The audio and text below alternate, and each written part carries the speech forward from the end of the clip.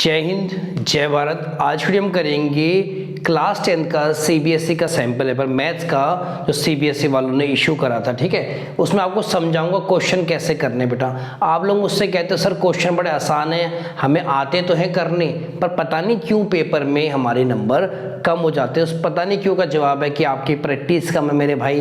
ज़्यादा से ज़्यादा प्रैक्टिस करनी होगी, टाइम लिमिट के अंदर प्रैक्टिस। जब आप घर पे प्रैक्टिस करते हो ना, आप क्वेश्चन सैंपल पेपर तो पूरा करते हो, पर आप टाइम लिमिट कभी 2 घंटे 3 घंटे लगाते हो, 2.5 घंटे लगाते हो। वही पेपर जब प्री बोर्ड में आपको 2 घंटे में करना फिक्स टाइम में, तो आपके क्वेश्चन छूट जाते हैं या आप जल्दबाजी में गलत कर देते। तो इसी वजह से बेटा आपके नंबर कट जाते हैं और अच्छा स्कोर नहीं कर पाते।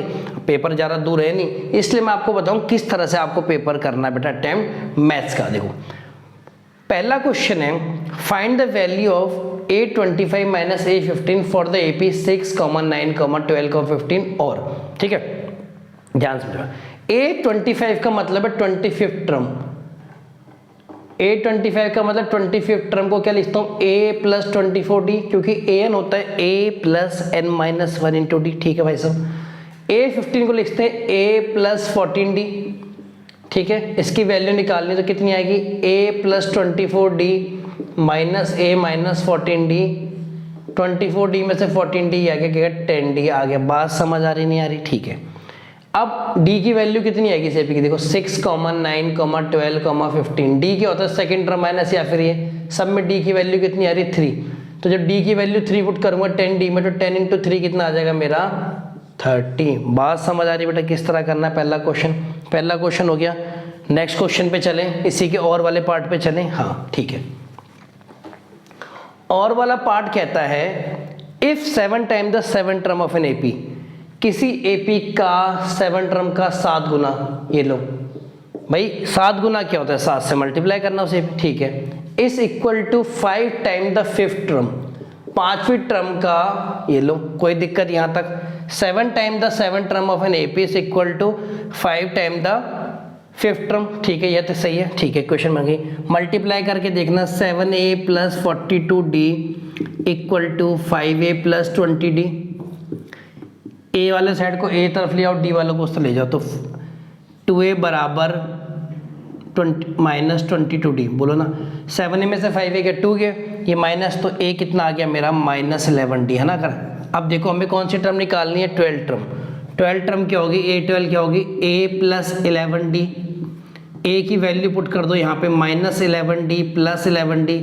भाई जितने का प्लस है, जितना प्लस है उतना माइनस है, तो क्या आंसर आएगा मेरा 0। तो 12 टर्म मेरी कितनी आ गई, 0। बात समझ आ गई है? नेक्स्ट क्वेश्चन पे चलिए भाई साहब। नेक्स्ट क्वेश्चन है, find the value of m so that the quadratic equation mx bracket 5x minus 6 bracket close plus 9 equal to 0। बेटा कई बुक्स में q भी दे रखा है, अगर q दे रखा है तो उसको करेक्ट करके 9 कर लो। ठीक है, हैश 2 इक्वल। देखो बेटा सबसे पहले करते हैं इसको mx ब्रैकेट, ये m और x में फर्क दिखा रहा है, ये m है, 2 बार ही घुमा रखा है x। देखो 5x माइनस 6 प्लस 9 बराबर 0। ठीक है, सॉल्व करना, 5mx square minus 3mx plus 9 बराबर 0। कंपेयर कर लो इससे, ax square plus bx plus c से। a कितना है 5m, b कितना है माइनस 6m, और c कितना है 9। ठीक है जी, ठीक है। a b c की वैल्यू निकाल लिया आपने, इतना कर लेंगे आप। कंडीशन है फॉर इक्वल रूट d बराबर 0, लिख लेना। फॉर इक्वल रूट्स, जिस भी इक्वेशन के इक्वल रूट्स होंगे उसके लिए कंडीशन क्या आएगी, d बराबर 0। और d की वैल्यू क्या होती है, b स्क्वायर माइनस 4ac बराबर 0। जरा पुट करना, b की जगह लिख दो माइनस 6m का square minus 4 into 5m into 9 बराबर 0। 36m square equal to 180m। बेटा देखो m से m गया तो m बराबर आ गया मेरा 5, तो आंसर कितना आ रहा है m का मेरा 5। यहाँ तक कर लेंगे, यहाँ तक तो कोई दिक्कत नहीं है, आंसर आ गया। नेक्स्ट पे चले क्या, चलिए क्वेश्चन नंबर 3 पे चलते हैं। अब देखो पहले 2 क्वेश्चन अच्छे से हो गए हमारे, अब चलते हैं क्वेश्चन नंबर 3 में। आपको एक लाइन एक्सप्लेन कर रहा हूँ ताकि पेपर में आपको दिक्कत ना हो। ठीक है, पेपर का में आपका टाइम बचे। ठीक है, क्वेश्चन क्या है, देखो ध्यान से देखो, क्वेश्चन की तरफ ध्यान से देखना, नजरें नहीं हटाना। एक हमें बेटा एक सर्कल दिया, देखो ये लो, ये सर्कल बना लिया, एक पॉइंट P है, यहां से दो टेंजेंट जा रहे हैं, इसका नाम दे दो आप A, इसका नाम दे दो पॉइंट B, सेंटर दे दो O से कनेक्ट कर दो, OP कनेक्ट कर दो, A से B कनेक्ट कर दो, तो OP बराबर 2R, OA बराबर R। ठीक है जी, ठीक है। अब आपको बताना है एंगल APB की वैल्यू कितनी, इस पूरे की एंगल की वैल्यू कितनी होगी। ठीक है मेरे भाई, चलो क्वेश्चन स्टार्ट करें क्या। देखो जरा, तुम देखो, अगर मेरा ये देखो, ये 2R ये है, इस ट्राइंगल में अगर मैं छोटे से एंगल को, इस वाले एंगल को थीटा मान लूँ, खाली इस वाले को लो, इस वाले एंगल को मान लूँ थीटा, तो जरा देखना, in triangle AOP sine theta कितना होगा, साइन थीटा क्या होता है, परपेंडिकुलर बाय हाइपोटेन्यूज। कोई दिक्कत क्या, तो परपेंडिकुलर क्या है, OA बाय हाइपोटेन्यूज क्या, OP। OA की वैल्यू R पुट कर दो, OP की वैल्यू 2R पुट कर दो, कितना आ गया, साइन थीटा कितना आ रहा है भाई, बोलो 1/2। थीटा की किस वैल्यू के लिए साइन थीटा 1/2 होता है, आपने कहा सर थीटा की 30 वैल्यू के लिए होता है साइन 1/2, यहां तक कोई दिक्कत। ठीक है, इसका मतलब इस थीटा की जगह मैं 30 रख दूं, यहां तक कोई दिक्कत। ये 30 है तो ये भी 30 होगा भाई, क्योंकि देखो एक साइन, ये तो पता ही है। ठीक है, ये भी 30 हो गया। इस पूरे एंगल की वैल्यू कितनी आ गई बच्चे, 60, कोई दिक्कत। अब देखना जरा, इन ट्राइंगल APB अगर मैं इसको x मान लूं तो ये भी x होगा। आपने कहा सर ऐसे क्यों, क्योंकि भाई PA बराबर PB इक्वल टू x, क्योंकि लेंथ ऑफ टेंजेंट्स किसी भी एक्सटर्नल पॉइंट से, बाहर वाले पॉइंट से एक टेंजेंट आपने बनाया तो उनकी क्या होती है, बराबर होती है। PA बराबर PB बराबर x, तो कितना आ गया मेरा, देखो। ठीक है, अब ये देखो, इन ट्राइंगल AP में लिखना angle APB plus angle PAB plus angle ABP 180 degree आ गया। तो अगर मैं इसको मान लूँ 60 plus x 180, 2x equal to 120, x 60, तो देखो क्या आंसर ट्राइंगल आ गया। ट्राइंगल APB की वैल्यू पूछी थी, 60 आ गई। ट्राइंगल का नाम पूछा था, जिस ट्राइंगल की सारी साइडें बराबर हो उसे हम क्या कहते हैं, इक्विलेटरल ट्राइंगल। यहां तक समझ आ गया भाई, तरीका बहुत अच्छे समझा रहा है, एक स्टेप एक एक चीज बारीकी से बता रहा हूं ताकि आपका क्वेश्चन गलत ना हो। ठीक है जी, चलिए नेक्स्ट है, curved surface area of a right circular cone is 1 2 3 2 0 centimetre if the radius basis then find. देखो सबसे पहले आप समझो, किसी भी राइट सर्कुलर कोन का कर्ड सरफेस एरिया कितना होता है, curved surface area of cone कितना होता है, पाई आर एल।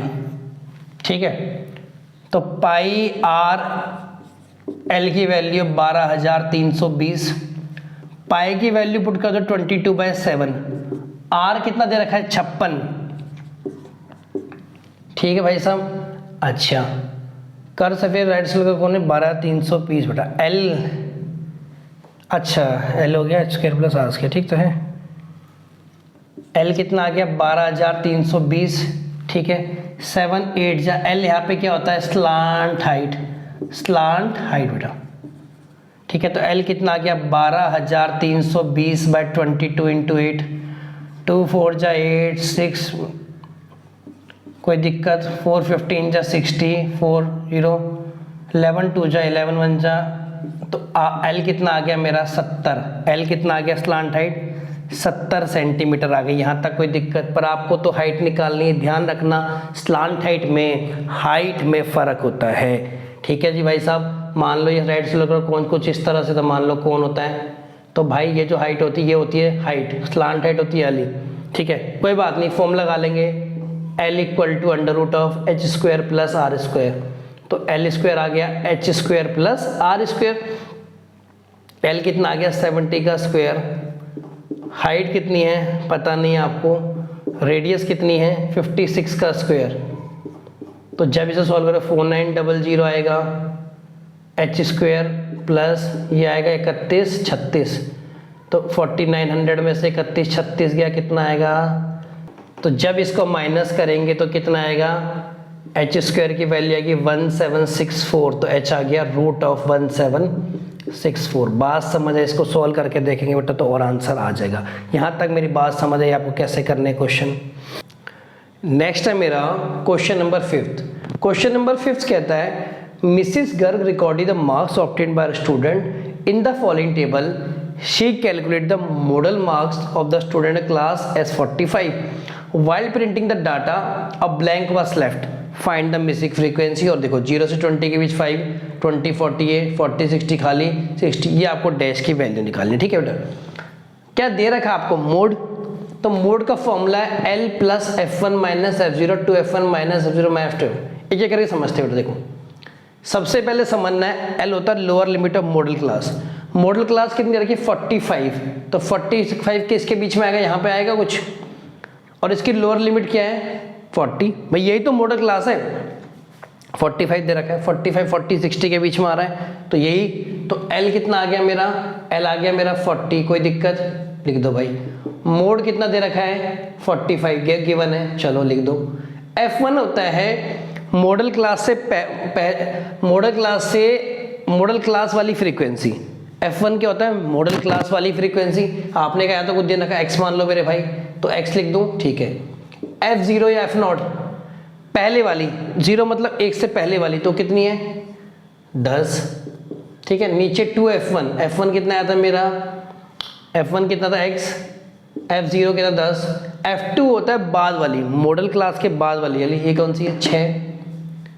H होता है भाई दोनों का डिफरेंस है, 40 60 में कितने का, 20 का 20 का 20 का, तो ये लिख दो 20।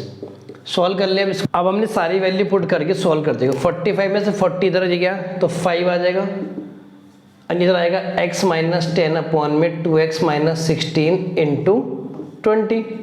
क्रॉस मल्टीप्लाई कर लें, 5 into 2x minus 16, 20 into x minus 10, 10x minus 80 equal to 20x minus 200, minus 80 plus 200 equal to 10x, कितना आ गया 120 इक्वल टू 10x, और x की वैल्यू आ गई 120/10, तो कितना आ गया मेरा 12। बात समझ आ गई बेटा, क्या मिसिंग फ्रीक्वेंसी क्या लगा। पहले आपने L, F0, F0, F1, F2 सबकी वैल्यू, h की वैल्यू पुट कर देनी है और उसको सिंपली सॉल्व कर देना। फॉर्मूला जरूर याद रखना, फॉर्मूला गलत नहीं करना। नेक्स्ट क्वेश्चन पे चलिए। नेक्स्ट क्वेश्चन है 6th वाला ना, नेक्स्ट क्वेश्चन है 6th वाला, और इसी के और में एक पार्ट है, और में जो पार्ट दे रखा है वो है आपका, मिट गया ना, देखो और में था वो, यहाँ पे था सॉल्व फॉर एक्स, और इक्वेशन थी आपकी 9x² minus 6px plus p² minus q² equal to 0। ठीक है, ये भी करते, पहले करते वाला।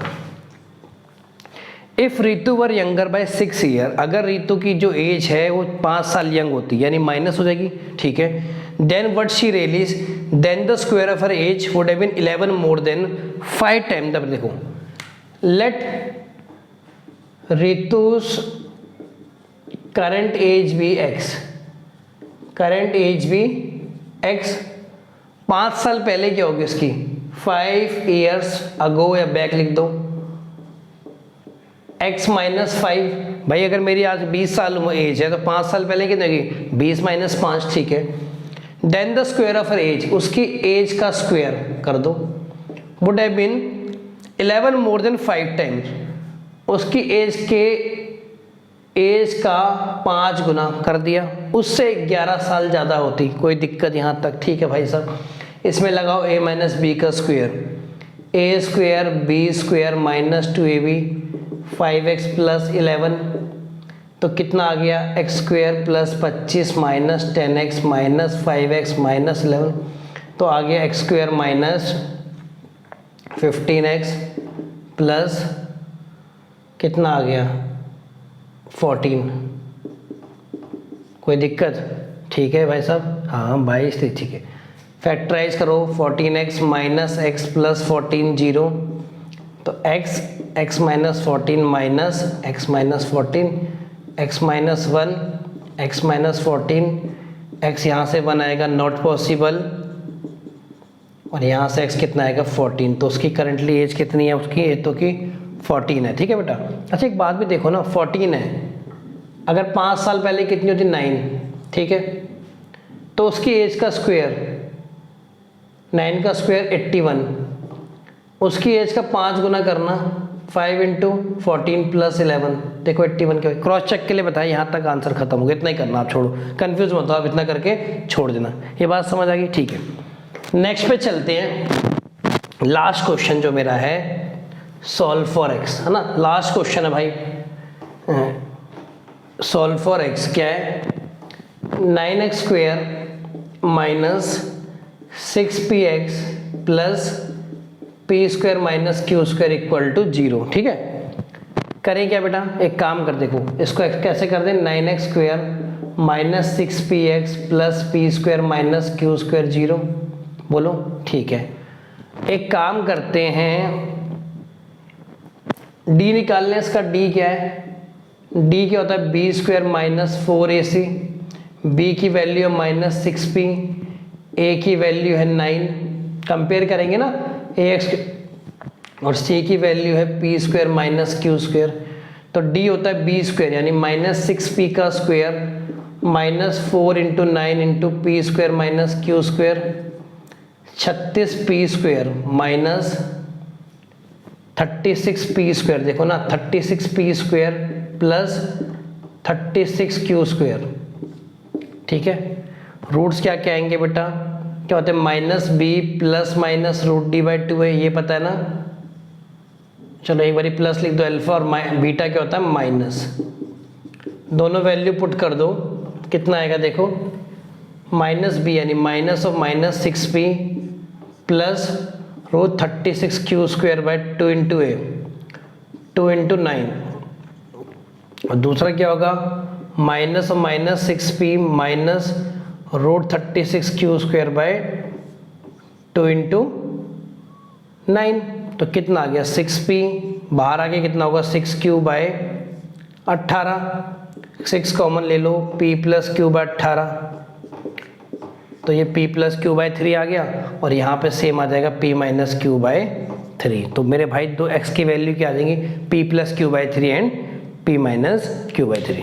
नेक्स्ट क्वेश्चन है सेक्शन बी का 3 मार्क्स के question, following the distribution of long jump competition in which 250 student participated, find the median distance jump by the student, interpret the median. और ये आपको देखो सबसे पहले बेटा इसका बना लेते, देखो 0 से 1, 1 से 2, 2 से 3, 3 से 4, 4 से 5, यहाँ मैं लिख देता हूँ number of students, number of students कितने हैं 40, 80, 62, 38, 30, यहाँ तक कोई दिक्कत? ठीक है मेरे भाई।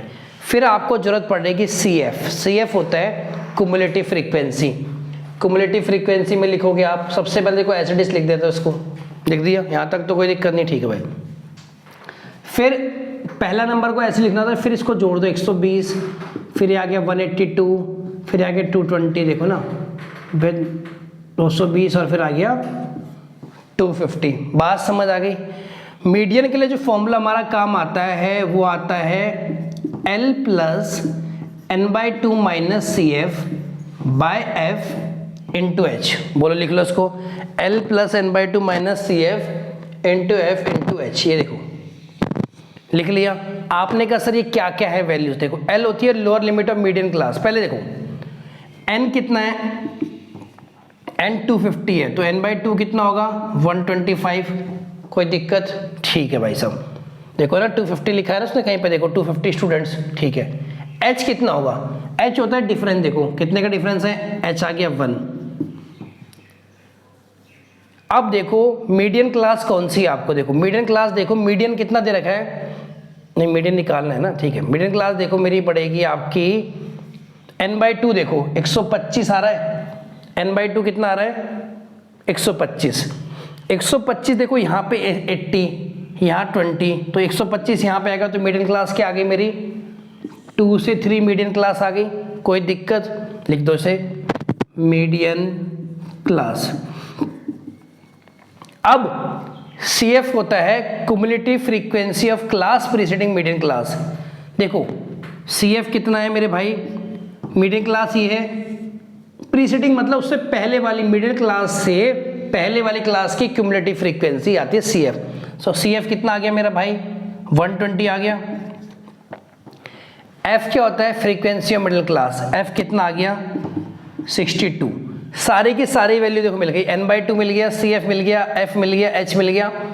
L क्या है, lower limit of middle class, देखो लोअर लिमिट ये होती है, अपर लिमिट 3 होती है, लोअर लिमिट 2, तो L कितना है 2। सारी वैल्यू पुट कर दो, कितना आएगा 2 + 125 माइनस CF कितना है 120, F कितना है 62, H कितना है 1।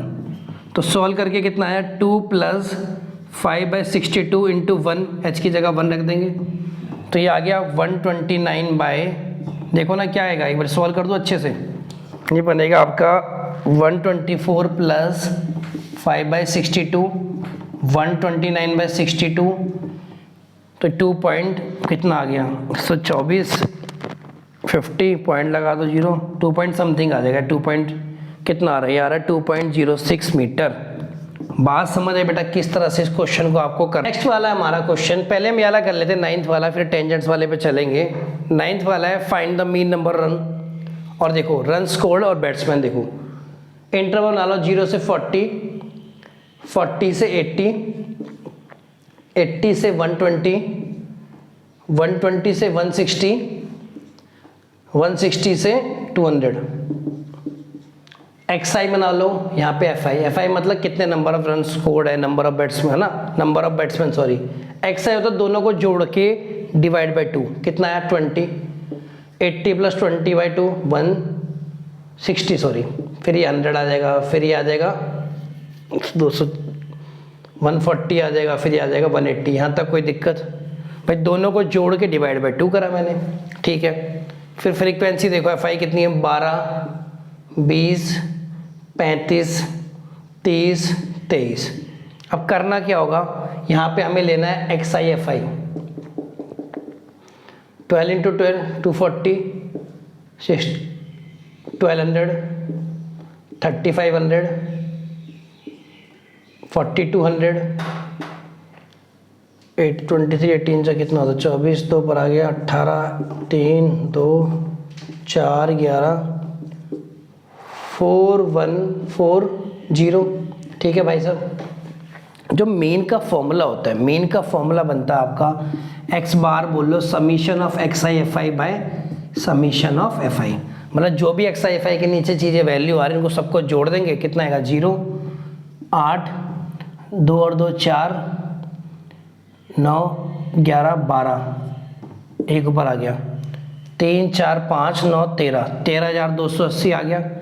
समीशन FI कितना आएगा 2 7 10, एक ऊपर आ गया 2 3 4 7 10 12 120। यहाँ तक कोई दिक्कत, वैल्यू पुट कर दो फॉर्मूले में 13280 डिवाइड बाय 120, और डिवाइड करोगे 2 6 12, 8 2 3 6 2 3 3 2, तो ये आ जाएगा 3 11 110.36। बात समझ आ रही है बेटा, एक बार चेक कर ले क्या यही आ रहा आंसर, हाँ भाई यही आंसर आ रहा है मेरा 110.6। आगे समझ। नेक्स्ट क्वेश्चन है construct a pair of tangents to a circle of radius 4 centimetre which are inclined to each other at an angle of 60 degree. जब भी कंस्ट्रक्शन आएगा बेटा आपको एक तो स्टेप्स ऑफ कंस्ट्रक्शन लिखने ही पड़ेंगे, ये बात तो समझ आ गई।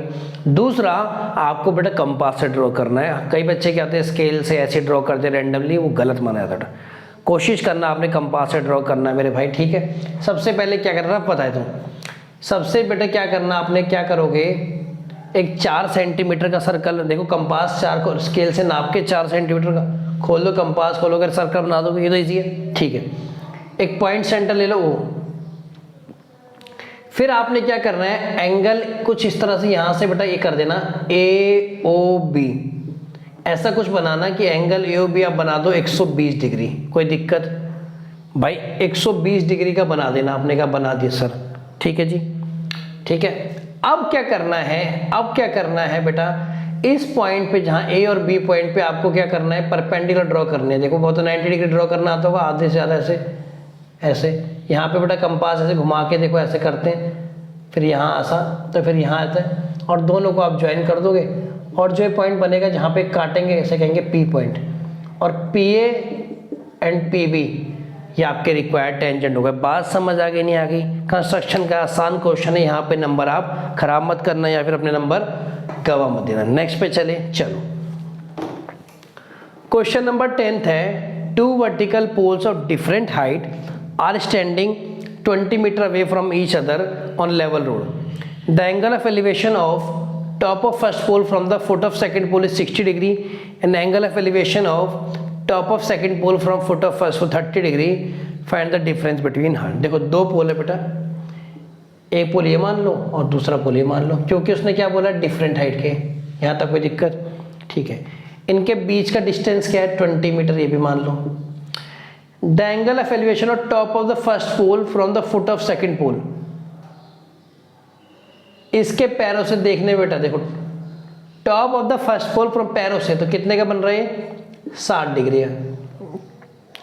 And angle top of second, इसके फुट पहले दूसरे में देखो ये बन रहा है 30 का। क्या लाइन लिखी है? Angle of elevation of top of second pole from the foot. पहले इसके फुट से इसके ऊपर देख रहे हैं, फिर इसके फुट, मतलब ये तो है, को नाम दे दो ए बी सी डी। आपसे बताया गया है find the difference between height of two pole, यानी इसको x मान लूँ और दूसरे को मान लूँ y। यहाँ तक दिक्कत हो गई? ठीक है।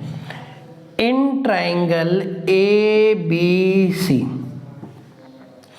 1060 होता है बेटा परपेंडिकुलर बाय बेस, तो x/20, 1060 होता है √3 यानी x/20, तो x आ गया 20√3, आगे नहीं आ गया? यहाँ तक दिक्कत? फिर यहाँ लिखो in triangle D B C, in triangle D B C 1030 equal to y/20, कोई दिक्कत? 1030 होता है 1/√3 इक्वल टू y/20, तो y आ गया 20√3। कुछ गलत करा बच्चे हमने? नहीं, यहाँ पे आएगा देखो 20 इक्वल टू y√3, तो y आ गया 20/√3। आपको x और y की वैल्यू मिल गई, पर क्या आपको x और y की, आपको डिफरेंस चाहिए था? ठीक है, डिफरेंस ही बना लेंगे। आपको चाहिए डिफरेंस बिटवीन हाइट, इसकी हाइट क्या है x, इसकी क्या y, डिफरेंस क्या होता है? दोनों को माइनस करने पर डिफरेंस आएगा x माइनस y, तो 20√3 माइनस 20/√3 बेटा, एलसीएम लिया 1 आ गया, √3 आ गया, 20 इंटू √3 आ गया। देखो ना 1 के टेबल √3 का बात, तो 20 इंटू 3 आ जाएगा -20, तो यह आ गया 60 40/√3 इंटू √3/√3, तो 40√3/3 आ गया। बात समझ आ रही नहीं आ रही? ठीक है बात, तो ये हमारा आंसर आ गया।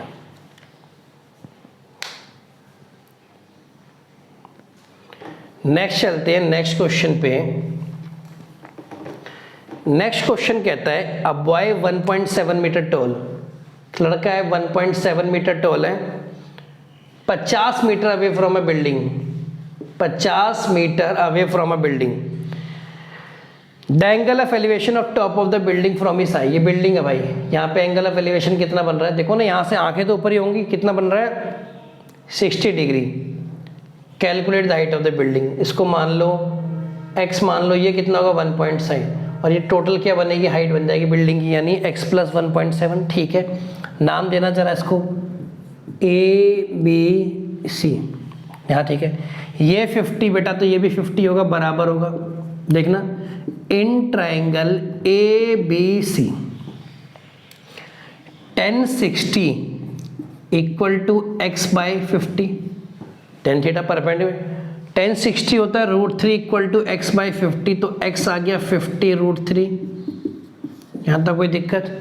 हाइट ऑफ द बिल्डिंग क्या होगी? हाइट ऑफ द बिल्डिंग मान लो, हाइट ऑफ बिल्डिंग कितनी होगी? x + 1.7। x की वैल्यू कितनी निकाली आपने? 50√3 + 1.7। √3 की वैल्यू पुट करोगे 1.732 प्लस 1.7, 1.73 को 5 से 15, 5 एक बार 36, 3 ऊपर आ गया, 8.65 आ गए ना, यानी 86.50 प्लस 1.7, तो 86.50 को 1.7 जोड़ेंगे तो कितना आएगा, 0, 12, 88.20। बात समझ आएगी क्वेश्चन किस तरह से करना है। नेक्स्ट क्वेश्चन है मेरा question number 11। The internal external radii of a spherical shell are 3 cm और 5 cm respectively. It is melted and recast into a solid cylinder of diameter 14 cm।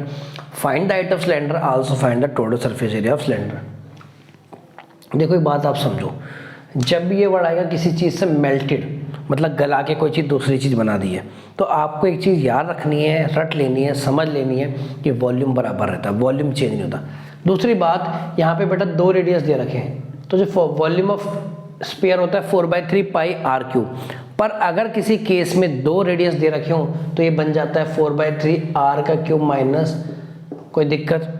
ये किसके बराबर है, सिलेंडर के, और सिलेंडर का डायमीटर कितना है, डायमीटर 14 है, तो कितना, चलो पहले से लिख देते हैं, इसको मान लेते हैं r' का स्क्वायर इंटू h। कोई दिक्कत यहाँ तक, ठीक है, ठीक है बेटा।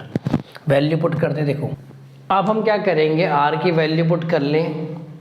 एक्सटर्नल रेडियस कितना दे रखा है, 5, एक्सटर्नल रेडियस कितना दे रखा है बेटा, 5 का क्यूब, माइनस इंटरनल दे रखा है 3 पाई r' इसलिए लिखा ताकि आप डिस्टिंग्विश कर पाओ कौन सा स्फीयर वाले को। तो r' कितना दे रखा है, r14 दे रखा है बेटा डायमीटर, तो डायमीटर का आधा रेडियस, तो कितना आ गया 7 का स्क्वायर इंटू h। यहाँ तक ठीक है, ठीक है। पाई से पाई चला गया तो 4/3 into 125 minus 27 equal to 49 into h।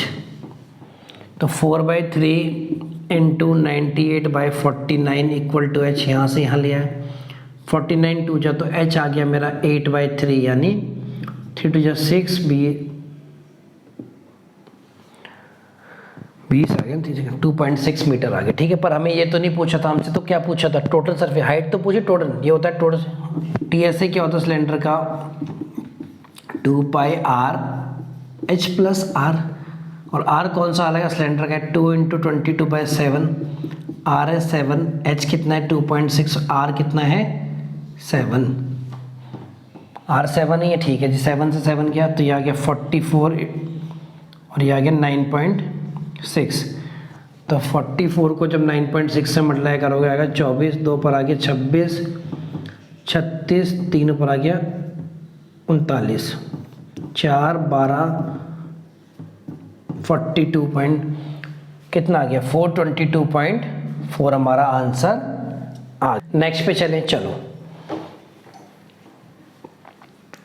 Question number 12 है, prove that the angle between the two tangent drawn from an external point to a circle is supplementary to the angle subtended by the line segment joining point of contact to. देखो सबसे पहले समझो बेटा, figure को समझो जरा, परेशान मत हो। ये लो एक सर्कल बना लिया, ये लो 2 टेंजेंट बना लिए, ठीक है। सप्लीमेंट्री का मतलब क्या होता है बताऊंगा। Lining side point of contact, देखो ये पॉइंट ऑफ कांटेक्ट होता है बेटा, कहाँ पे टेंजेंट सर्कल को टच कर रहे हो, point of contact. Angle joining है, देखो ये वाला एंगल ज्वाइन कर रहा है, ये और ये एंगल सप्लीमेंट्री शो करने। आपने कहा सर सप्लीमेंट्री मतलब क्या होता है, सप्लीमेंट्री मतलब इनका सम कितना है 180। जैसे मान लो इसका नाम दे दो PAB, ठीक है। आपको क्या प्रूफ करना है, टू प्रूव, है ना, तरीके से लिखना पड़ेगा। टू प्रूफ क्या करना है, angle AOB plus angle APB equal to 180 degree. AOB plus angle APB 180 degree. अच्छा देखना, इन क्वाड्रिलेटरल, क्वाड्रिलेटरली बोलूं, 4 साइडेड फिगर है, angle AOB plus angle OBP plus angle BPA plus angle PAO बराबर कितना आएगा 360। भाई क्वाड्रिलेटरल के चारों साइड का सम 360, ठीक है। जरा ये मुझे बताना एंगल कितना होगा, एंगल OAB क्या होगा, एंगल ओ ए पी कितना होगा बताना, 90 का नहीं होगा, क्यों? यहाँ लिख दो ना, angle O A P equal to angle O B P equal to 90 degree. क्यों? Angle between tangent and radius. एक बात याद रखनी है, टेंजेंट और रेडियस, देखो ये टेंजेंट है, रेडियस हमेशा 90 डिग्री का एंगल, तो दोनों की जगह 90 पुट कर दो। Angle A O B plus 90 plus angle B P A plus angle 90 equal to 360। Angle A O B plus angle B P A plus 180 360। Angle A O B plus angle B P A equal to 360 180 का 180। तो 180 का मतलब यही तो prove करना था, hence prove. बात समझ आ रही है? क्वेश्चन किस तरह से बेटा करना था, बात समझ आ गई अच्छे से? ठीक है मेरे बच्चे, इस वीडियो में करेंगे इतना ही। पेपर अभी खत्म नहीं है, 2 केस स्टडी है। Question number 13, question number 14। मैं मान के चलें, क्योंकि बेटा लिखते लिखते पूरा एक वीडियो में आ भी नहीं पाता हूँ।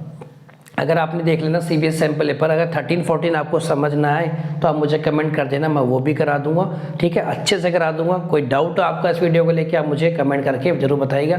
तब तक मिलते हैं आपसे नेक्स्ट वीडियो में। जय हिंद, जय भारत।